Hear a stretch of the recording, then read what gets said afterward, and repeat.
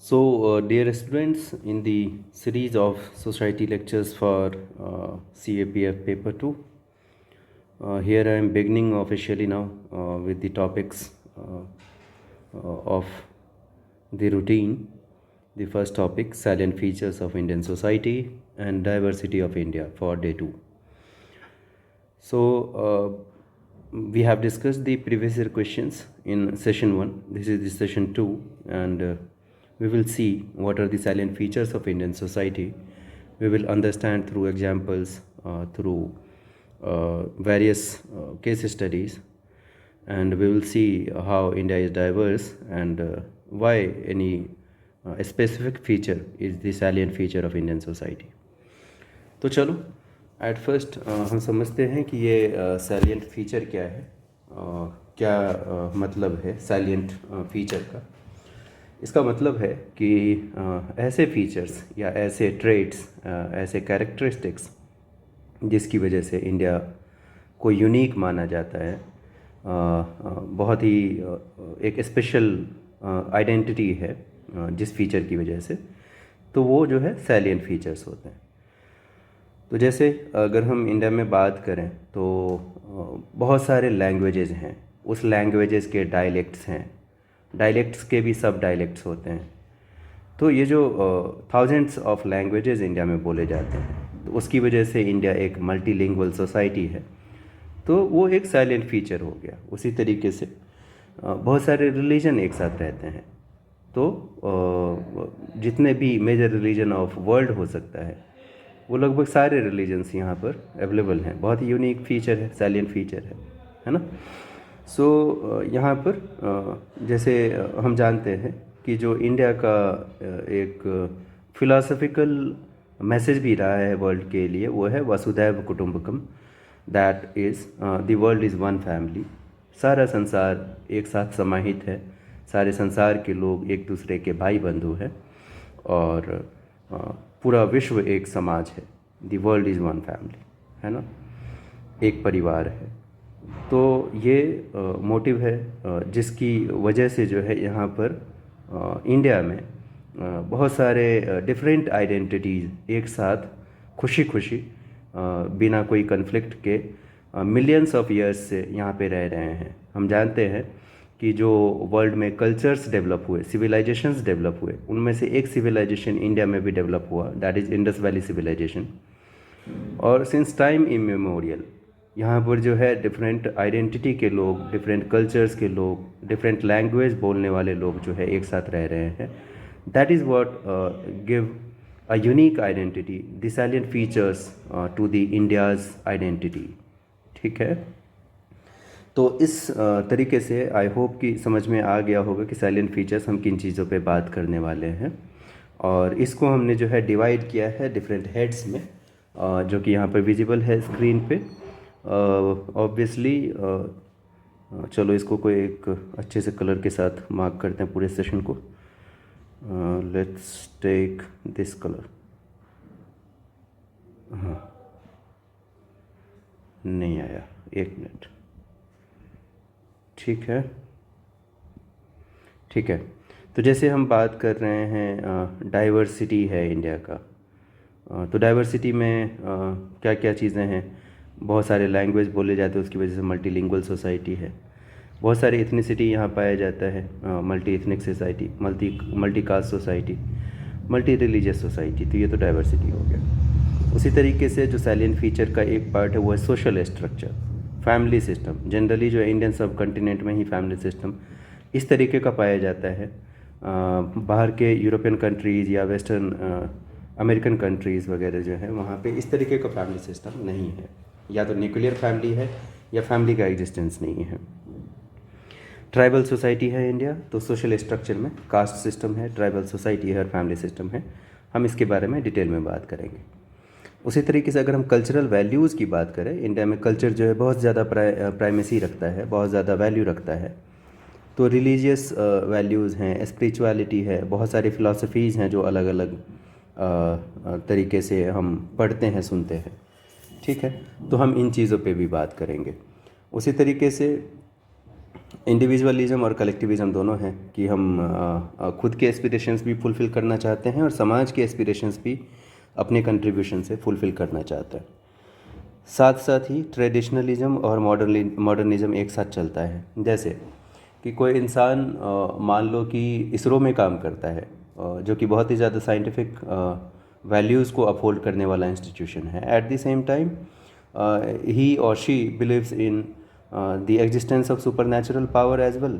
जो इसरो के चेयरमैन थे लास्ट टाइम एक इंटरव्यू में कह रहे थे कि मैं सुपर नेचुरल पावर में बिलीव करता हूँ, तो वो ट्रेडिशनलिज्म हो गया। मॉडर्निज्म क्या कहता है कि जो अभी के दौर का रिक्वायरमेंट है, that is scientific development, scientific temperament, जो कि हमारा कॉन्स्टिट्यूशन भी कहता है, उसके अकॉर्डिंग थाट रखने वाला, तो वो भी है। तो ट्रेडिशनलिज्म और मॉडर्निज्म दोनों हैं। उसके बाद कुछ और फीचर्स हैं जो कि साइलेंट फीचर्स में आते हैं, जैसे कि रूरल और अर्बन डिवाइड दोनों हैं। इंडिया में अभी भी पॉपुलेशन जो है रूरल एरियाज में मेजरली रहते हैं। एग्रीकल्चर अभी भी यहाँ पर जो है प्राइमरी ऑक्यूपेशन है। 50% के अराउंड पॉपुलेशन अभी भी एग्रीकल्चर में इन्वॉल्व है। और अर्बन पॉपुलेशन भी है। अर्बन में डेवलपमेंट ज़्यादा है, रूरल में डेवलपमेंट कम है, जिसकी वजह से रूरल वर्सेस अर्बन डिवाइड हमें देखने को मिलता है। पैट्रियार्की बहुत ही ज़्यादा साइलेंट फीचर है इंडिया का, है ना। तो these are the silent features which we will talk upon. तो वन बाय वन करके हम डाइवर्सिटी से स्टार्ट करते हैं और उसके बाद जो है आगे के टॉपिक्स पे चलेंगे। तो चलिए, डाइवर्सिटी है इंडिया में बहुत सारी डाइवर्सिटी जो हम ऊपर बात कर चुके हैं, कौन कौन से डाइवर्सिटीज़ हैं हम उसको एक साथ लेंगे। तो यहाँ पर हम समझते हैं कि यूनिटी इन डाइवर्सिटी क्या चीज़ है। तो देखो, मैंने एक बहुत ही अच्छा सा ये थॉटफुल इमेज भी डाला है यहाँ पे, इसको समझ आते हैं कि जैसे मान लो कि इंडिया में या एक किचन डाइनिंग सेट पे तुम बैठे हो। इस डाइनिंग सेट पे एक बॉल में तुम्हारे पास आया सलाद लिए। इस सलाद में क्यूकम्बर है, खीरा, सलाद में गाजर हो सकता है, अनियन है, सलाद में ही लेमन होगा, सलाद में ही लेटस होगा, सलाद में ही टोमेटो होगा, ठीक है, सॉल्ट भी होगा, ठीक है, हो सकता है पेपर भी हो, ठीक है। This all things are mixed in your salad. सबका अपना अपना टेस्ट है। खीरा का अपना टेस्ट है, इसके अपने फ़ायदे हैं। गाजर का अपना टेस्ट है, अपने फ़ायदे हैं। अनियन का अपना टेस्ट है, टोमेटो का अपना टेस्ट है, लेमन का भी, पेपर का, लेटस का, सॉल्ट का, सबका अपना अपना यूनिक टेस्ट है ना। अब जब ये सब एक साथ मिल जाते हैं तो बहुत ही अच्छा सा एक टेस्ट निकल कर आता है, जो कि हमें हमारे डिश को बहुत ही ज़्यादा टेस्टी बना देता है, ठीक है। तो इंडिया का जो डाइवर्सिटी है वो ये है कि ये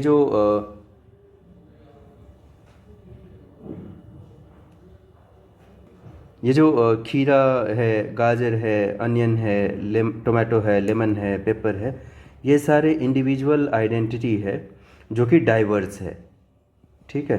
तो अब इसको अगर हम कंपेयर करें तो डिफरेंट रिलीजन के लोग हैं एक ही बॉल में, मान लो डिफरेंट कास्ट के लोग हैं, डिफरेंट लैंग्वेज के लोग हैं, ठीक है, डिफरेंट इथनिसिटी के लोग हैं, डिफरेंट रीजन के लोग रहने वाले हैं, डिफरेंट एस्पिरेशंस रखने वाले लोग हैं, ठीक है। तो ये सब की अपनी अपनी एक आइडेंटिटी है। कोई ट्राइब है, कोई मुस्लिम है, कोई जो है विमेन है, कोई जो है ट्रांसजेंडर है, कोई ब्राह्मण है, प्रिस्ट है, ठीक है। तो ये सबके अपने पर्सनल आइडेंटिटीज़ हैं, ठीक है। बट जब बात आती है ओवरऑल एज अ कंट्री की, तो ये सारे जो कम्युनिटीज़ हैं, सारे जो डिफरेंट आइडेंटिटी जो इतने सारे मैंने बताए, ये सब एक साथ जब मिलकर एक दूसरे को कोऑपरेट करते हैं, एक दूसरे के साथ सही से रहते हैं, हार्मनी में रहते हैं, तो इसी हारमोनियस को लिविंग को हम कहते हैं यूनिटी इन डाइवर्सिटी, ठीक है।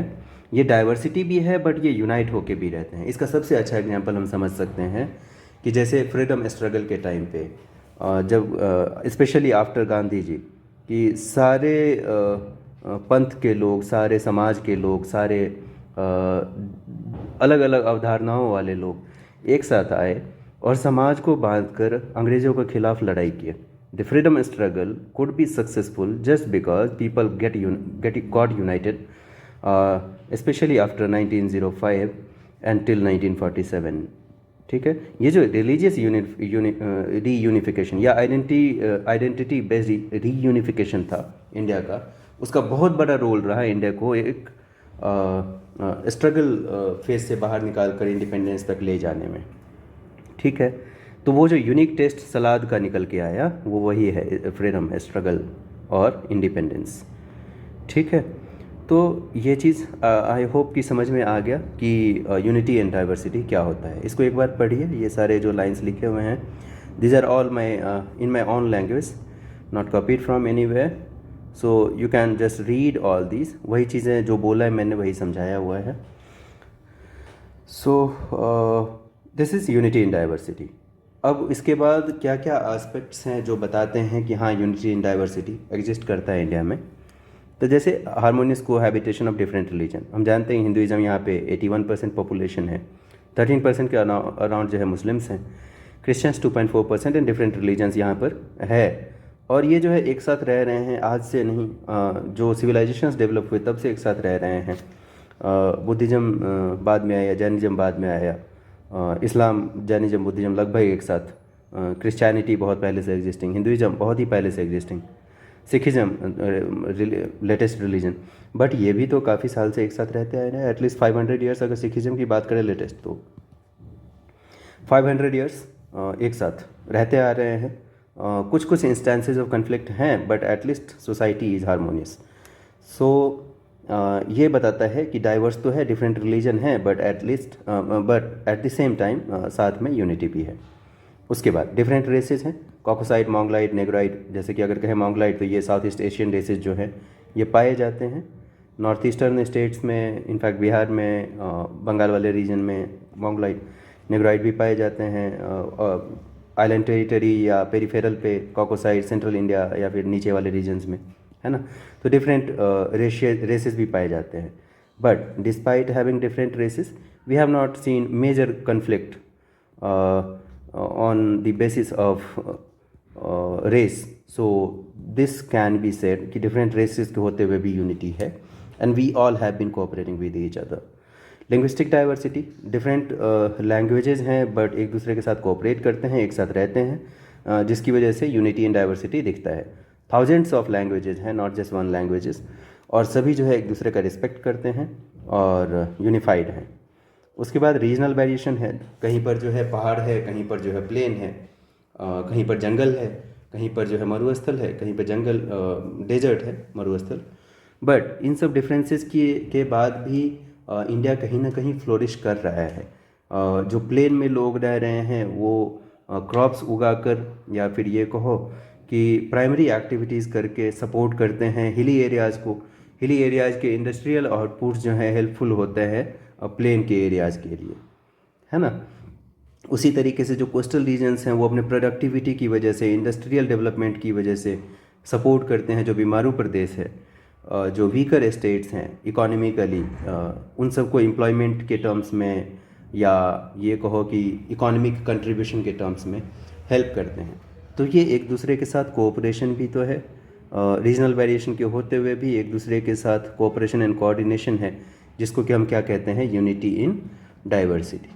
सो these are the examples. So finally इसको कंक्लूड करते हैं कि geographical, in all this geographical distinctions people interact and commingle with each other through cultural exchanges, familial ties, trade and commerce, festivities, employment opportunities and push and pull migration। ठीक है, तो ये unity in diversity का एक overall aspects यहाँ पे over होता है।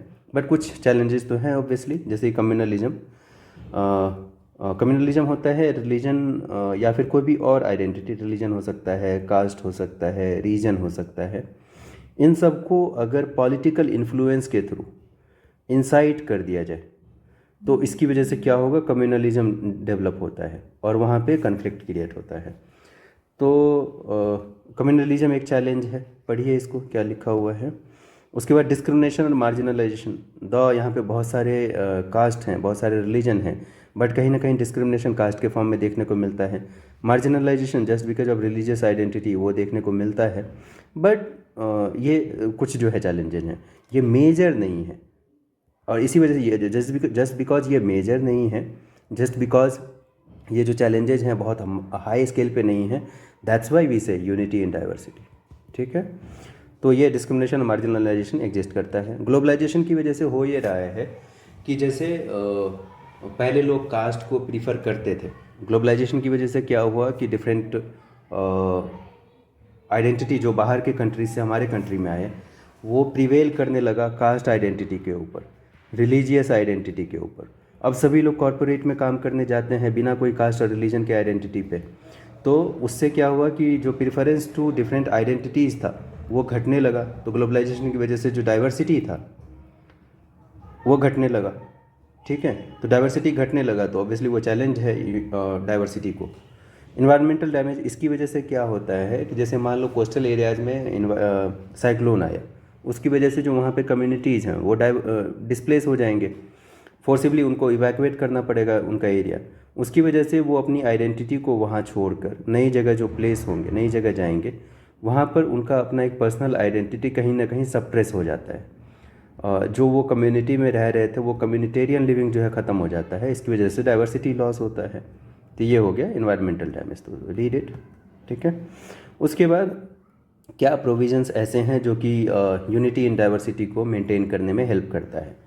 तो ऑब्वियसली हमारे कॉन्स्टिट्यूशन में प्रोविज़न है आर्टिकल 29, जो हम जानते हैं कि जो लैंग्वेज जो माइनॉरिटीज़ हैं डिस्टिंक्ट कल्चर और ट्रेडिशन को प्रिजर्व करने के लिए आर्टिकल 29 में प्रोविज़न है।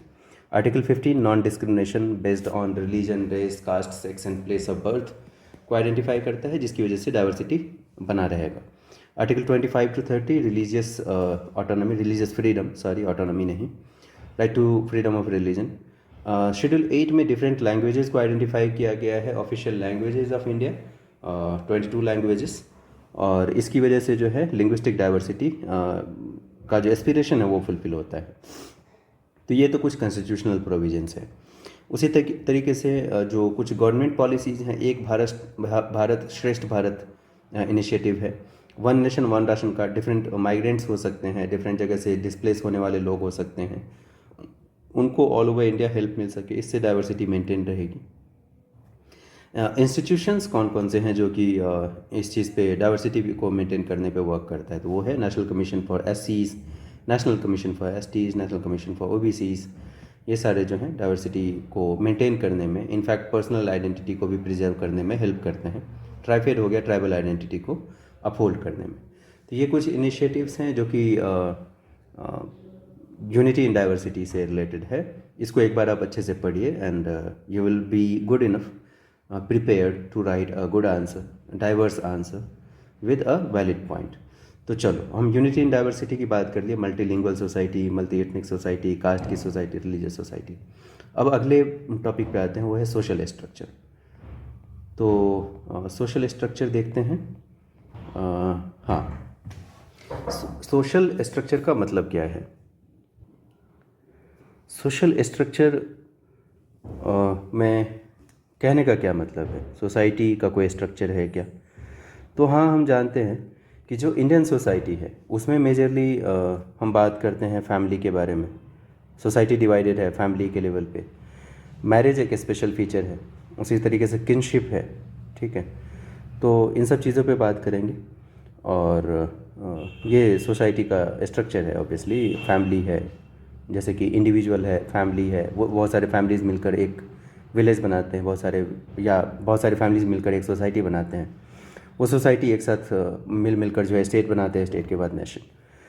ठीक है, तो ये स्ट्रक्चर है एक तरीके से। तो सबसे पहले हम किनशिप को देखते हैं। किनशिप का मतलब होता है कि जब बहुत सारे रिलेटिव्स, जैसे कि मैं हूँ, मेरे अंकल हैं, मेरे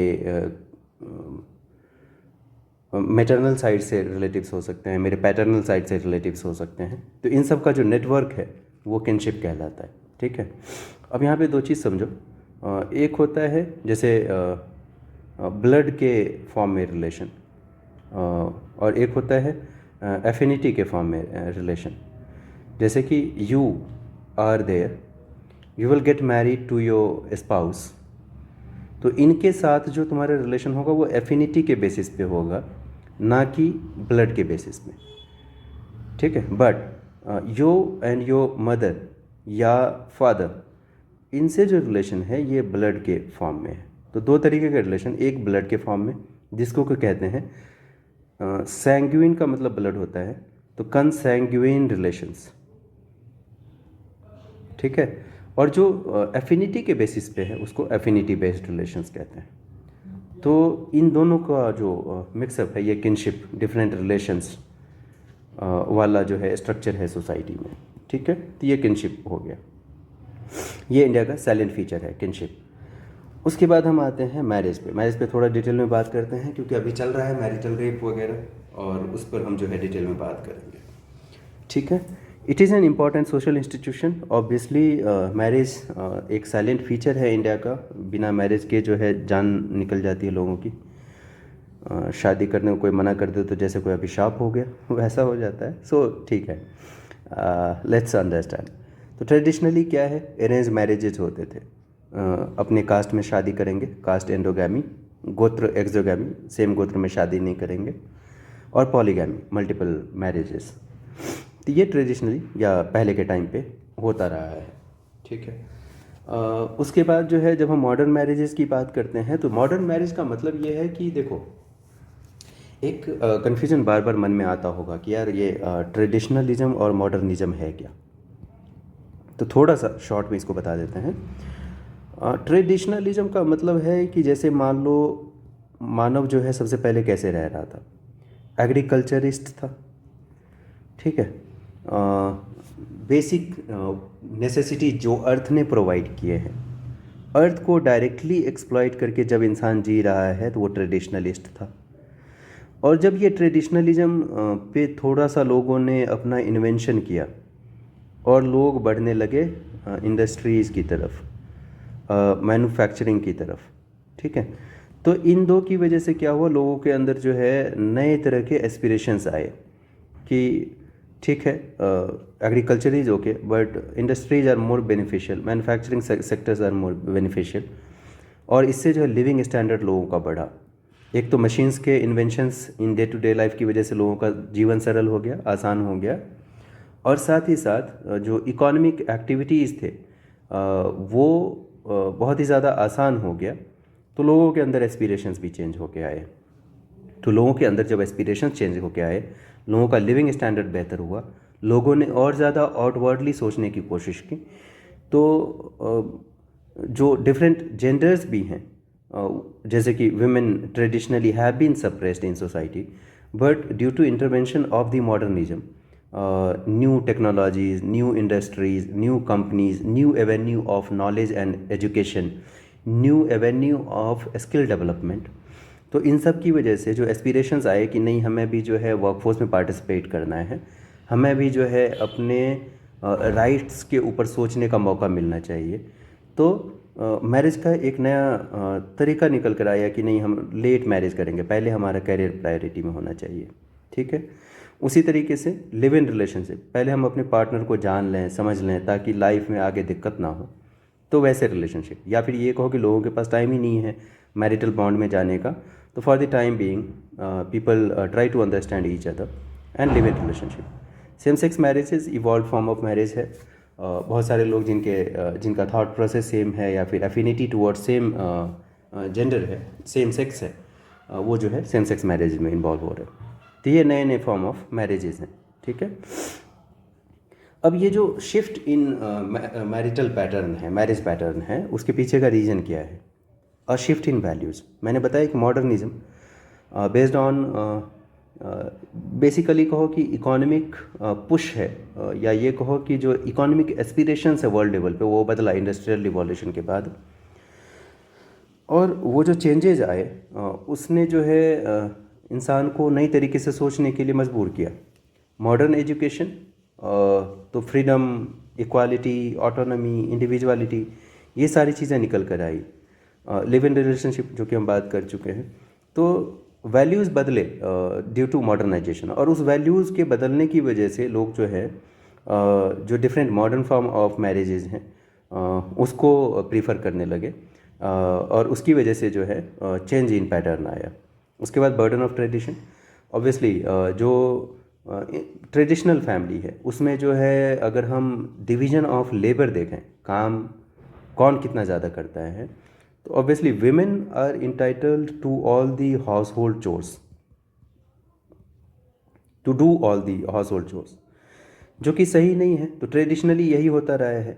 बट जब एस्पिरेशन आया कि नहीं हम जो है इंडस्ट्रीज़ में भी काम कर सकते हैं, नहीं हम साइंस एंड टेक्नोलॉजी वाले सेक्टर्स में भी काम कर सकते हैं, एट द सेम टाइम हम किसी अच्छे प्रोफेशन में काम कर सकते हैं, हम अच्छे इंजीनियर हो सकते हैं, हम अच्छे डॉक्टर हो सकते हैं, हम भी स्किल हायर कर सकते हैं।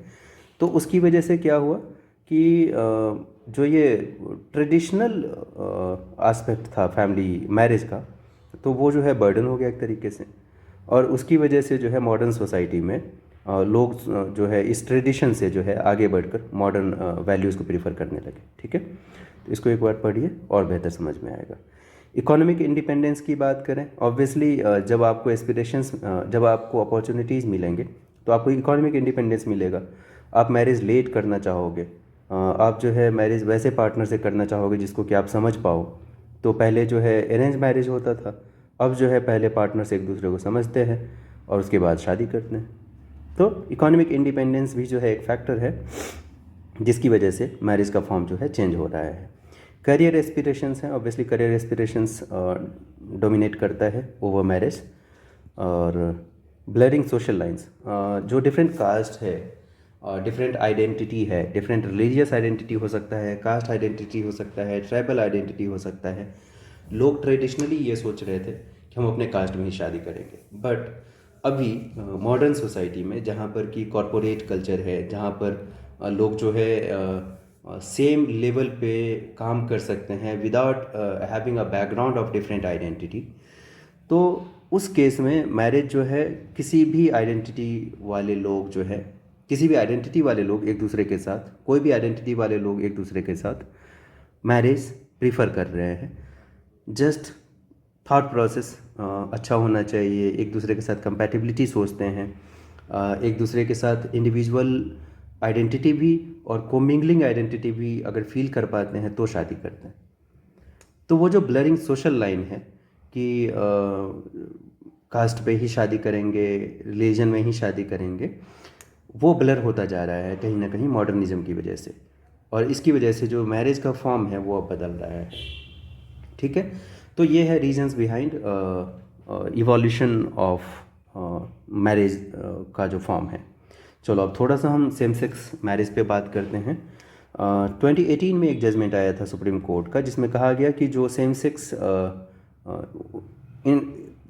इंटरैक्शन है, होमोसेक्सुअलिटी है, वो क्रिमिनल एक्ट नहीं रह जाएगा। इससे पहले जो है कहा गया ऐसा था कि जो होमोसेक्सुअलिटी था वो क्रिमिनल एक्ट था, बट सुप्रीम कोर्ट ने 2018 में कहा कि जो सेम सेक्स होमोसेक्सुअलिटी है वो डिक्रिमिनलाइज कर दिया गया, क्रिमिनल एक्ट नहीं है। But at the same time court ने ये नहीं कहा या ये डायरेक्टली कहा कि सेम सेक्स मैरिज जो है वो रिकॉग्नाइज नहीं है, बेसिकली मैरिज को रिकॉग्निशन नहीं मिला यहाँ से। ठीक है, तो मैरिज रिकॉग्नाइज नहीं है, रादर डीक्रिमिनलाइज्ड है। इससे पहले क्रिमिनल एक्ट था, अगर कोई होमोसेक्सुअलिटी में पकड़ा जाता उसे जेल हो सकती थी या उसके ऊपर कुछ ना कुछ प्रोसीजर, जुडिशियल प्रोसीजर चलाया जाता। ठीक है, तो अब हमसे कभी अगर क्वेश्चन पूछ लिया जाए कि argument for same sex marriage, तो कैसे? इक्वालिटी एंड नॉन डिस्क्रिमिनेशन, ये सभी के लिए है। ऑब्वियसली कॉन्स्टिट्यूशन कहता है कि सभी लोगों के अपने फ्रीडम राइट्स हैं, राइट टू इक्वालिटी है, राइट टू नॉन डिस्क्रिमिनेशन है article 15, based on religion, race, caste, sex, जो कि जेंडर को डिटरमाइन करता है, एंड प्लेस ऑफ बर्थ। तो हम जानते हैं कि इक्वालिटी एंड नॉन डिस्क्रिमिनेशन की जो एक वैल्यू है उसकी वजह से हम कह सकते हैं कि हाँ same sex marriage is okay, same sex marriage सही है। राइट टू प्राइवेसी, सबकी अपनी अपनी प्राइवेट लाइफ है, वो अपनी प्राइवेट लाइफ में क्या कर रहे हैं, they should have that right to entitlement to practice those privacy. उसके बाद फैमिलीज़ एंड कम्युनिटीज़ का स्ट्रेंथनिंग, डिफरेंट लोग अगर एक दूसरे के साथ टाइज में आ रहे हैं जो सेम सेक्स के हैं, और अगर सोसाइटी उन्हें एक्सेप्ट ही नहीं कर रही है तो वो प्रॉब्लमेटिक है। बट अगर उसको रिकॉग्नाइज कर दिया जाए या एटलीस्ट डिक्रिमिनलाइज कर दिया जाए तो जो मैरिटल बॉन्ड है वो सोशल लेवल पे भी, फैमिली लेवल पे भी एक्सेप्ट होने लगेगा धीरे धीरे। उसके बाद है global recognition. Obviously same sex marriage has been recognise in many countries. ठीक है। आर्गूमेंट अगेंस्ट क्या है कि रिलीजियस और कल्चरल बिलीफ ये कहता है कि सेम सेक्स मैरिज जो है सही नहीं है। नेचर ने जो है हमें अलग अलग बनाया है। Heterosexuality is the only preference in religious term. Second, traditional definition of marriage is heterosexual. Obviously कहा गया, ट्रेडिशनली कहा जाता है सोसाइटी में कि जो मैरिजेज हैं वो डिफरेंट सेक्सेस के बीच में एक रिलेशनशिप है। चिल्ड्रन का राइट, अगर मान लो कि दो सेम सेक्स के लोग मैरिज बॉन्ड में आ रहे हैं तो ऑब्वियसली इनके तो ऑफ स्प्रिंग्स नहीं होंगे। ठीक है, और ऑफ स्प्रिंग्स नहीं होंगे तो इनके जो चिल्ड्रन, अडॉप्टेड चिल्ड्रन होंगे, उनके राइट्स को लेकर जो है कन्फ्यूज़न है। How will they adopt, how will they inherit, etcetera. Legal hurdles भी है क्योंकि नॉन रिकॉग्निशन है, अभी तक जो है मैरिज रिकॉग्नाइज नहीं किया गया है। Supreme versus union of India case में कहा गया कि जो सेम सेक्स मैरिज है वो अनरिकॉग्नाइज है, स्टिल अनरिकॉग्नाइज्ड। ठीक है, तो ये सेम सेक्स मैरिज हो गया। अब हम अभी तक मैरिज की बात कर रहे थे, जैसे हमने किनशिप की बात कर ली, फैमिली की बात कर ली, मैरिज की बात कर ली। अब हम आते हैं फैमिली की तरफ।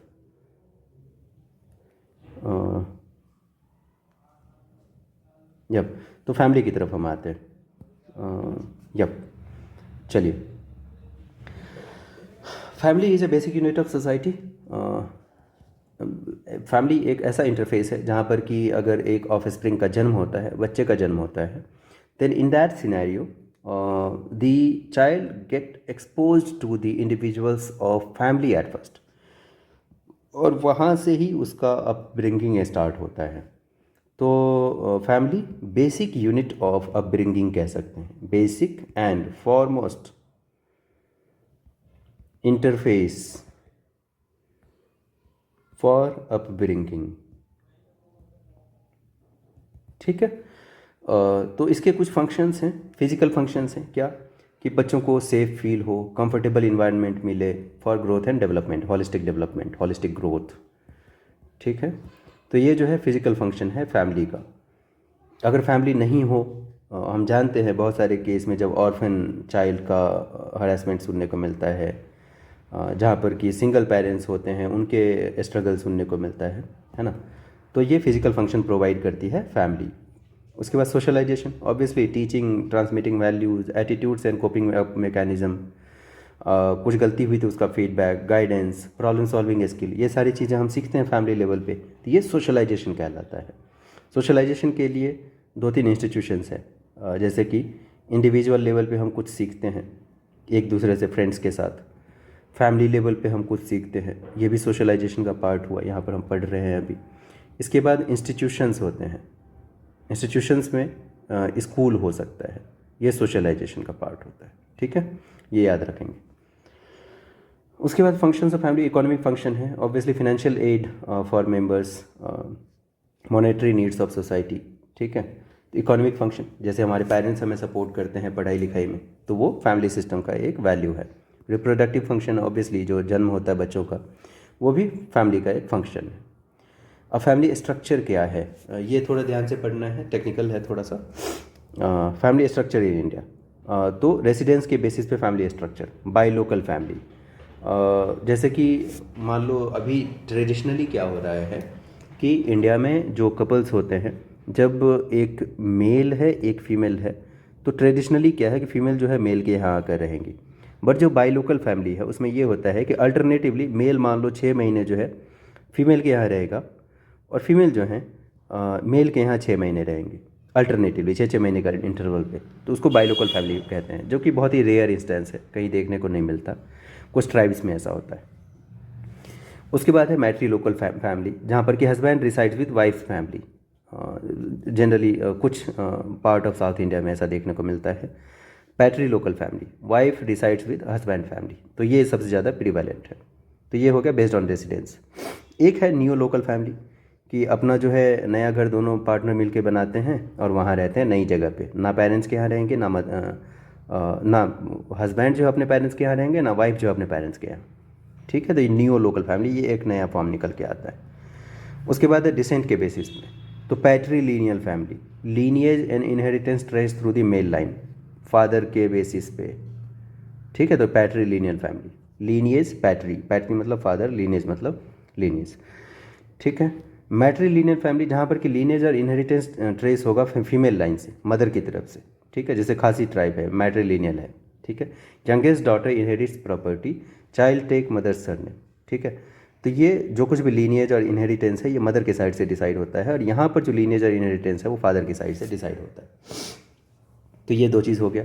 उसके बाद साइज़ और स्ट्रक्चर के बारे में भी बात करते हैं। न्यूक्लियर फैमिली जहाँ पर कि 3 मेंबर्स होते हैं, 3 या 4 मेंबर्स होंगे ज़्यादा से ज़्यादा, 2 पेरेंट्स होंगे, फादर मदर, और साथ में 2 बच्चे होंगे, मे बी हम 2 हमारे 2 वाला कंसेप्ट जो कि यहाँ लिखा हुआ भी है। न्यूक्लियर फैमिली छोटा फैमिली बेसिकली।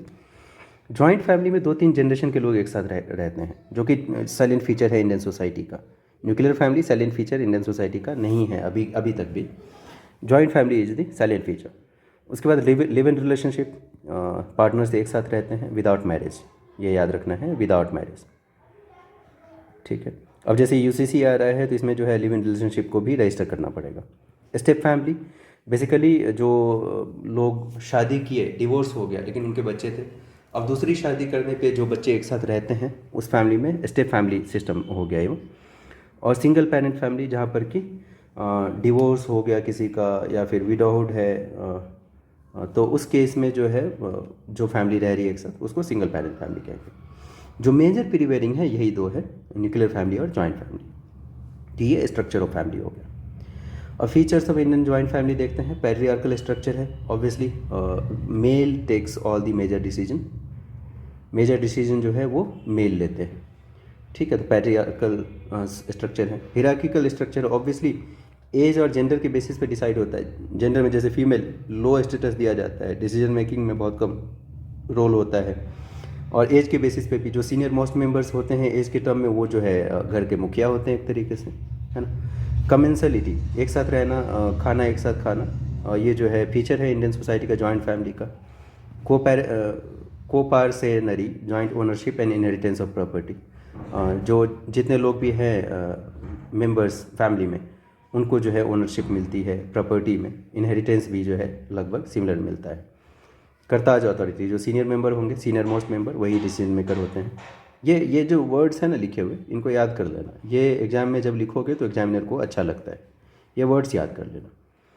ठीक है, शेयर्ड लिविंग है ऑब्वियसली, बहुत सारे कपल्स एक साथ रहते हैं। जब हम जॉइंट फैमिली की बात करते हैं तो हमारे फादर मदर हो सकते हैं, हमारे ग्रैंडफादर ग्रैंड मदर हो सकते हैं, है ना।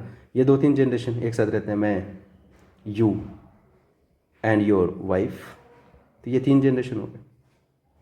कंसैंग्युइनिटी obviously same blood, stronger than marital bond, जो फादर की तरफ से आपका रिलेशन है वो देखते हैं जनरली ज़्यादा स्ट्रांग होता है रेदर देन मैरिटल बॉन्ड। जो आपकी वाइफ आए या फिर जो मैरिटल बॉन्ड के साथ आते हैं तो ब्लड का रिलेशन ज़्यादा स्ट्रॉन्गर होता है, तो वो जॉइंट फैमिली में देखा गया है। पैट्री लीनियर में पैट्री लोकल है ऑब्वियसली, जब शादी के बाद लोग आते हैं तो हस्बैंड के घर आते हैं। पैट्री लीनियर जो इनहेरिटेंस वगैरह है वो डिसाइड होता है फादर के साइड से। तो ये है जॉइंट फैमिली का फीचर।